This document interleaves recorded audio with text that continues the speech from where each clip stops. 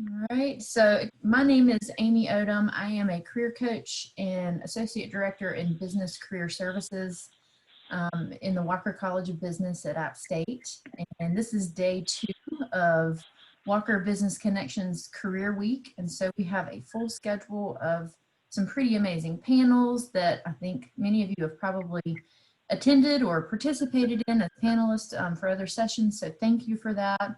And of course, we are leading up to our big day tomorrow, our first ever virtual career fair at App State, or at least in the College of Business. And so we're excited and curious how all of this is going to pan out tomorrow, which I have high hopes for a successful turnout. So in preparation for that, we are doing today's panel on how to work a career fair, and in particular, how to work a virtual career fair. How do we do this? I was joking earlier, I wish someone would have given me a workshop on how to plan a virtual career fair, because this has been tricky. So we know there's a lot of unknowns, and so we have some panelists with us here today that are recruiters and work for other companies that are going to help guide us through with some tips and tricks.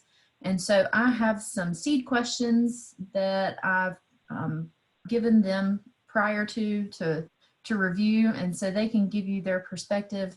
So what I would love to do, I'm going to serve as your moderator. I will ask these questions, and then participants, if you would like, and if you have questions along the way, please feel free to use the chat box to put those in.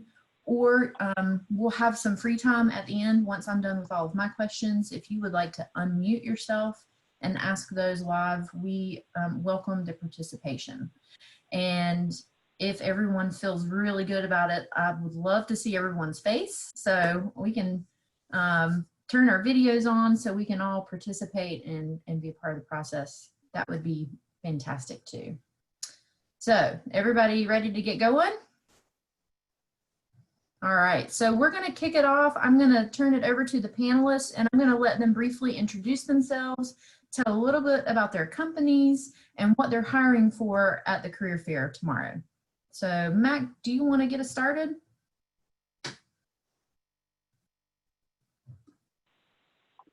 Sure. So I'm Mac Aycock. I'm with the E&J Gallo Winery, an App alumni. I'm not sure how many people were on here ahead of time catching up on Amy and I's conversation, but graduated in 09 and have been with Gallo since then, going back and forth between the wholesaler and the winery, which is actually part of what we were here hiring for. So we've got a 3-stage leadership development program that we bring candidates in for. So you've essentially got promotions and moves throughout a course of time where it's give or take 2 years between each of the positions. So it's good. You can stay fresh and learn a lot of things, and you don't really get to a point where you're kind of bogged down and feel like you're just going through a routine or anything. But the first step is being placed with a distributor. So you're a sales rep in the stores. I was thinking about grabbing a virtual background to throw up, like Alicia has up there, to show some of the displays and things that a lot of our reps are responsible for. So we have folks either calling on grocery stores and accounts that sell wine off premise. So that would be grocery stores, gas stations, club stores, anywhere like that where they don't really open it and serve it, so to speak. And then we have on-premise sales reps, which are restaurants, bars, places like that, venues. So you're in that phase for about 2 years. You're learning how to sell, deal with customers, and really just manage the trip that the bottle makes to the store. And then we go into district manager after that, where you're either a district manager for the retail group or on-premise, which is restaurants. That was one of my favorite phases that I was in, because I was able to manage a team, and to be, early 20s, mid 20s, and managing a group of folks that are, all different ages is, it's an experience to say the least. So you get through that for about 2 years and then move into phase 3. And I always like to explain it as like a tree. So you start at the bottom, and once you get to the top, that's when all the branches really go out, and you can go into like commerce marketing. I went into field marketing. And this is a position with the winery at this point. You can do recruiting. So Karis went down the recruiting pipeline. She's our head recruiter for app and for our region. And then you can also just go into distributor management, which is what I've stayed in for the most part. So from there on, you just kind of go into what you're good at and what you enjoy and what's best for your family. So that's probably one of the things that I like the most, is that it kind of, as you get through the ground up, which everybody does, then you essentially develop yourself and get to combine all these aspects together to pipeline your career path from there. Excellent. Thanks, Matt. All right, who wants to go next? I can go. I'm Ashley Scarborough. I work for EPES Transport. We are the largest truckload carrier in North Carolina. We are hiring for a career path trainee. So it is a full-time role, and it is a 10 to 12 week program where we actually have recent grads come in.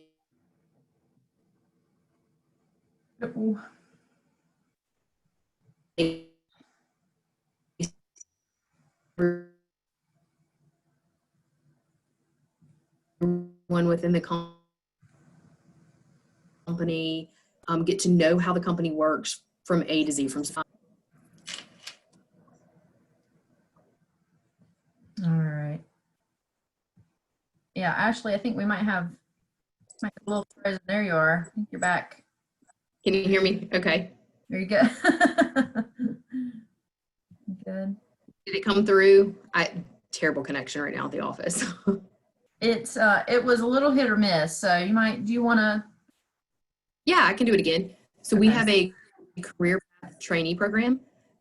It's a 10 to 12 week program where our recent grads come in. They kind of get to sit with everyone within the company. They kind of get to know how the company works from A to Z, from start to finish, from the pricing of our services, even to the maintenance shop and being on the road with a driver.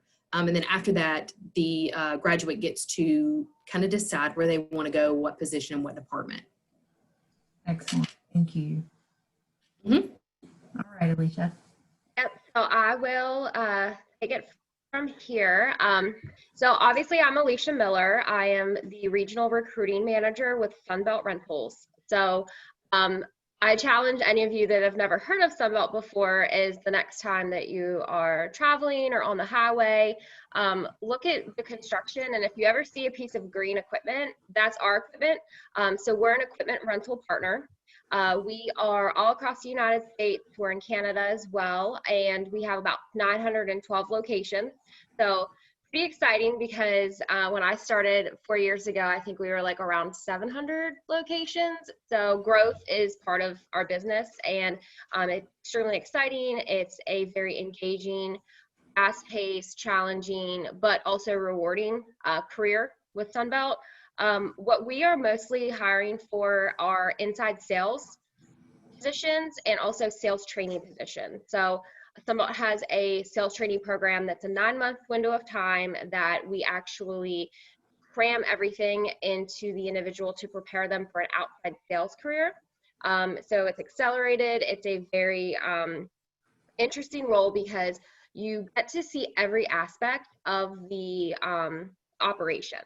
So I support our field recruitment. We also have a support office that's in Fort Mill, South Carolina. So that's where all of our accounting functions, HR, marketing in terms of like more the business side of the marketing. It's a very, Sunbelt is a company that is founded on making sure we take care of the customers and also our employees as well. And I think that speaks volumes in terms of like how we've responded to everything with the pandemic. But happy to be here and look forward to answering y'all's questions this morning. Excellent. Thank you. All right. So normally we would tell students to prepare for the career fair that they need to put on their suit. So let's suit up. But what are the expectations of recruiters in a virtual career fair of how to dress? So I can take that. I would say that give it some thought. Be prepared. I think be professional is extremely important. I'll be completely honest. I have my Sunbelt Rentals polo on, and I have my workout gear on. So you're here in front of the camera. You have to be able to have a presence and be able to be confident with that presence, and also confidence relates to how you present yourself.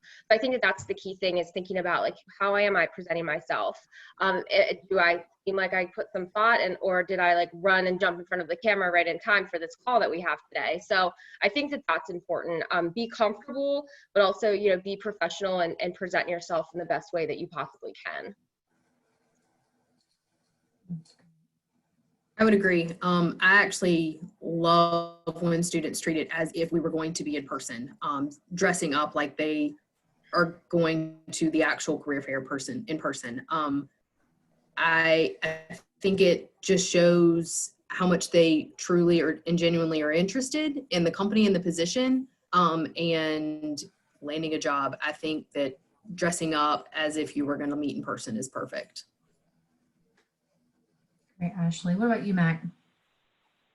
I would say the same thing, but just from the experience for the past couple of months, comfort has kind of become a happy medium, where you're not necessarily wearing a t-shirt and you can wear some jeans, but you're not wearing like a t-shirt. You're wearing polos on most of our calls, but maybe not necessarily overdressing, but just do what you feel comfortable doing. And I mean, a lot of people say dress for the job.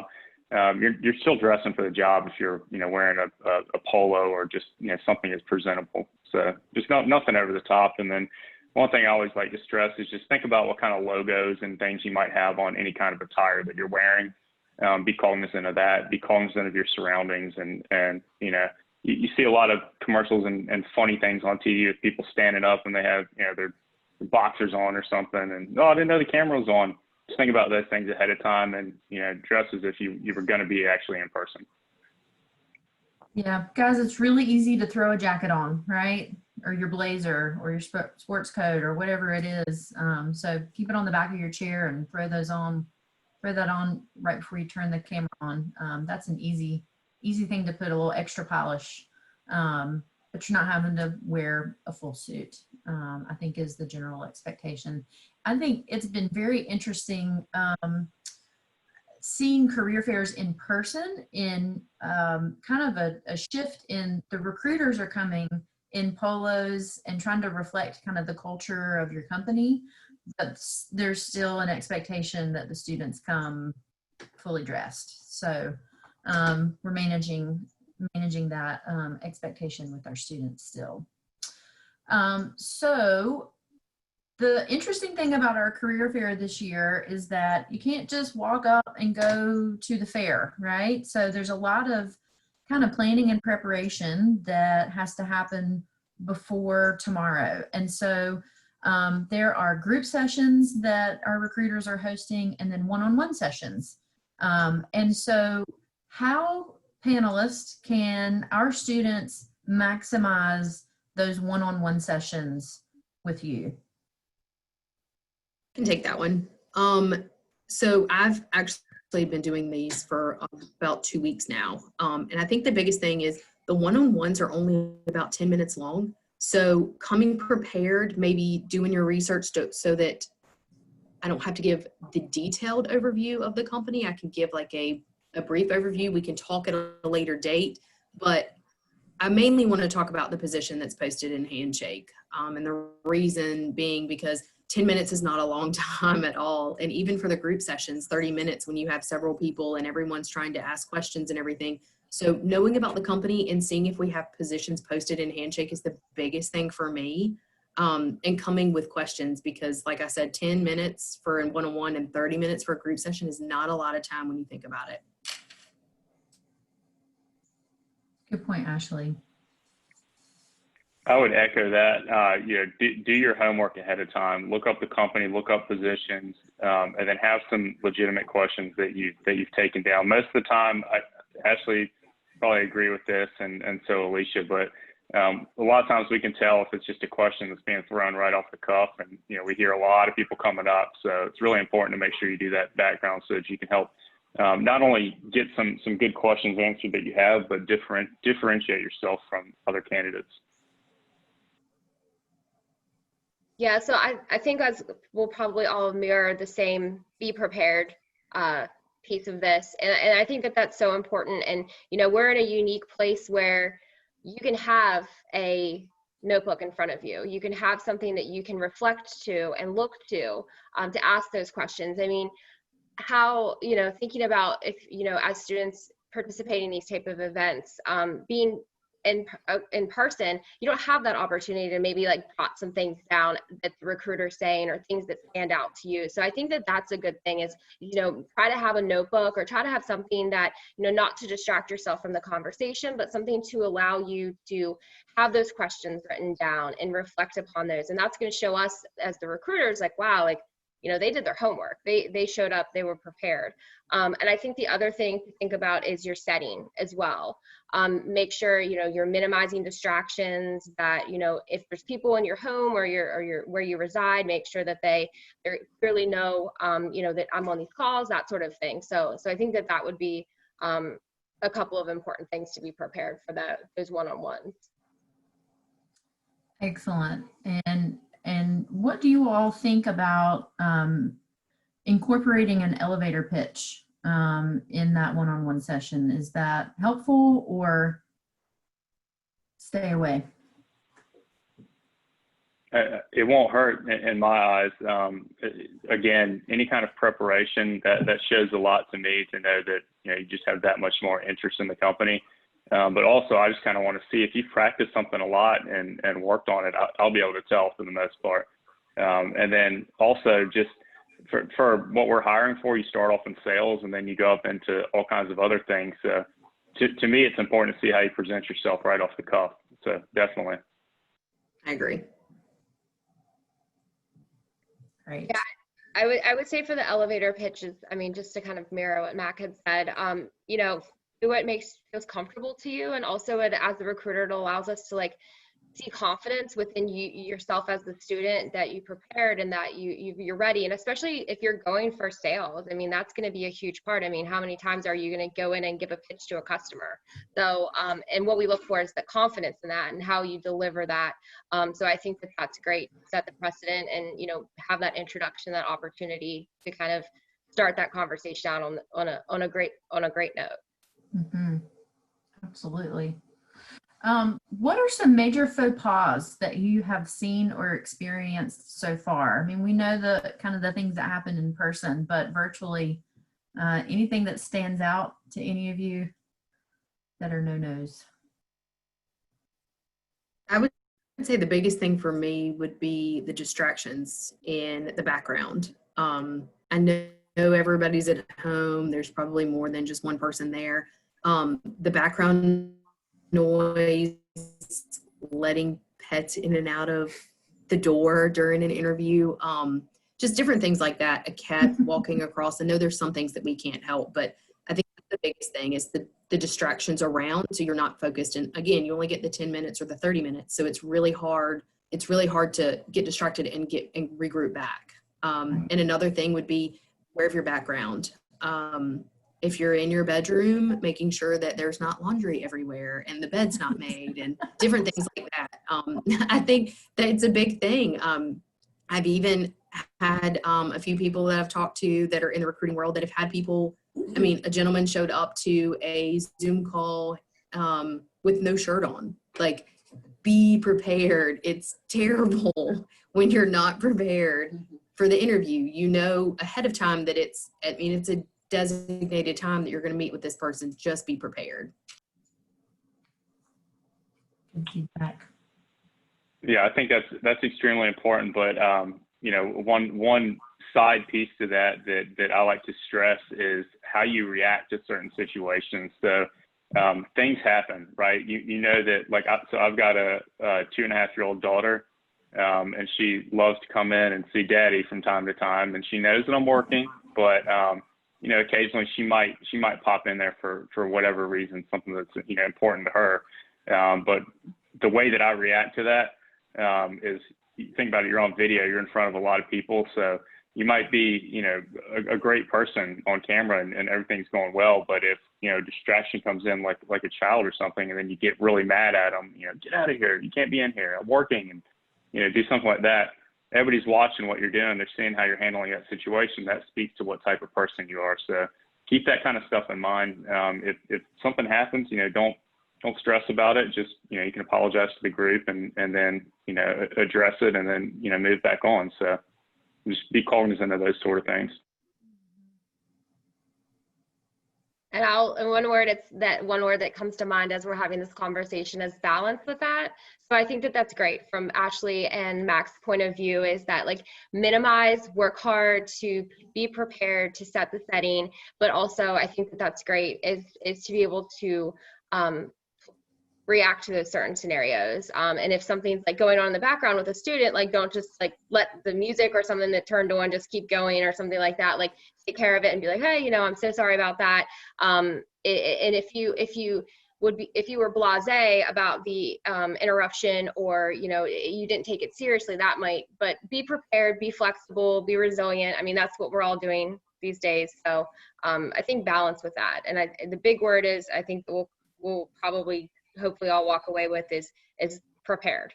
Do your homework, be ready, have questions. Like for me, it should feel very much a good dialogue, and that as a recruiter, you know, we're here to talk to you and answer those questions. So show up with at least, I would encourage every student to have 2 to 3 questions at least, just to be able to keep the conversation flowing. And, you know, not only, you know, our job is to talk about our employers, how great they are, but as a student, like you're coming into that call with a job as well. And you've got a significant, great opportunity to dig into us, ask us those big questions, ask us, you know, why should I work for you? So try to think about that. Excellent. So how do you expect, or how do you want students to share their resume with you on Friday, because they can't just hand it to you anymore? What's the best way? We actually have the position posted in Handshake. Okay. And so ideally I would like for students to be able to go to that position first, and obviously with the one-on-ones being so short, being able to have those conversations and stuff and be prepared. So Handshake is perfect. I do have students that will ask for my email address before we get off the phone or get off of the call, and sending that to me in an email right afterwards is also fine. I don't mind that at all. I don't really know that I have a one preference over the other. I just want to see a resume. Awesome. Yeah, Handshake is best for us as well, but we also have something called Yellow Pro, which it's an app you can download. But I was trying to get a virtual background to load. This computer that I'm on, this laptop doesn't really like the green screen thing, but we've got a little QR code that you can scan as well. So Handshake, from this meeting, Handshake would be the best one. But if you're on any other calls with any Gallo folks, I'm a pre-recruiter, so it's not what I do full time. But most of the other folks should be able to have a virtual background that'll have a little scannable QR code for that. Excellent. But you're welcome to email us too. My email is mac.aycock, first name dot last name. That's what all of ours are. Okay. Wonderful.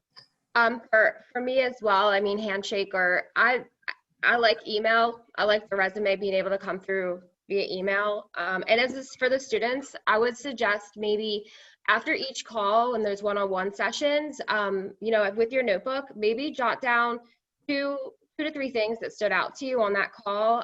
You know, how you really enjoyed hearing about growth, or certain things that allowed you to be more interested, because that's what we want, is we want people that are engaged. We want, you know, students that are going to be interested in our industry, who we are, what we do. So as a student, if you're sending an email, I mean, there you are, you've written down 2 to 3 things, and you can just quickly reference those in the email. Like, you know, Alicia, it was really great to hear about, you know, the growth that Sunbelt is going through and how exciting. And that just allows us to feel like, wow, like they were engaged, they were listening, they want to be a part of this. So it just allows you as a student to position yourself that much in a better light. Great, great advice.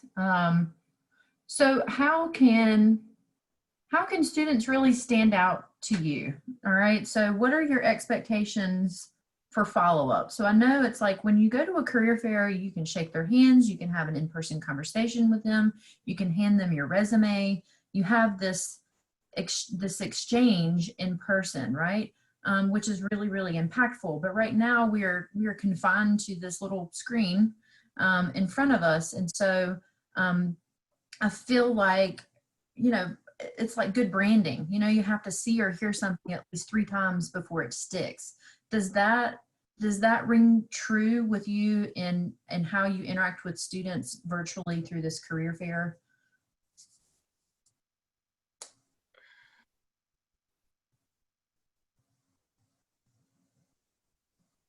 I guess I'll take that. And I by no means do I want to be repetitive in any sense, but I think for us, I mean, I can have a conversation with someone and really know, I think the big thing is like, and I'm going to go back to the word engagement, and culture fit is huge for us.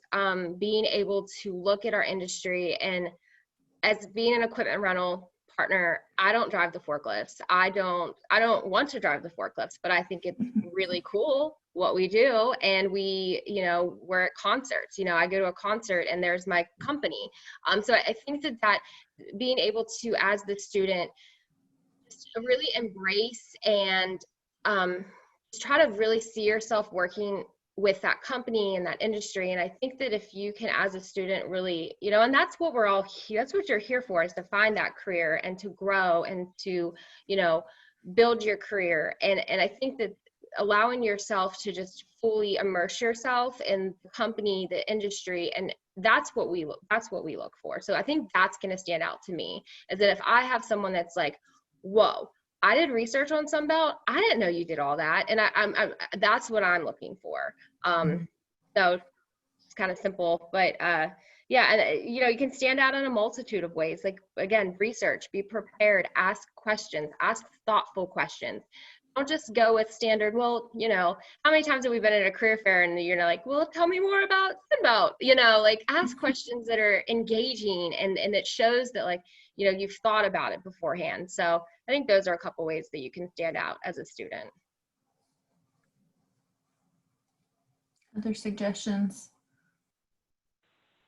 I would say try to take advantage of any situation to input a clever comment or witty, because if you can get somebody to smile on a Zoom chat, chances are in person you're a lot more entertaining than you are in a Zoom call. So that's kind of what we found over the course of learning how to do digital meetings and things, is they get a little bit drawn out sometimes. So anytime you have an opportunity to input something that's funny or witty and kind of grabs people's attention, that's something that I would say on here. But like everybody's probably going to say, it's connecting with the candidates and the recruiters. That's going to be a big thing. Find a way to make sure that they're going to remember you after that call, and then following up is key as well. I agree. I think follow-up's the biggest thing for me, asking for my email address to send the resume over, even if you have already applied in Handshake. I think that's probably, it says a lot that you've taken the time out. Connecting with me on LinkedIn is a big thing too. I mean, either way, but it helps me know that you're interested so that we can further our conversation. Excellent. Thank you. That's where I was headed with that question, is the follow-up piece. Because I think that a lot of students are worried that they're bugging someone, that they don't want to reach out too much, or they don't want to be a bother. And so I think during a pandemic, and if your communication, your ways or outlets to communicate are so limited, that it's okay to follow up a lot, not excessively, but I think it's an expectation because that's your next step, right? So don't be afraid to follow up afterwards. You're not being, bothering someone or bugging someone.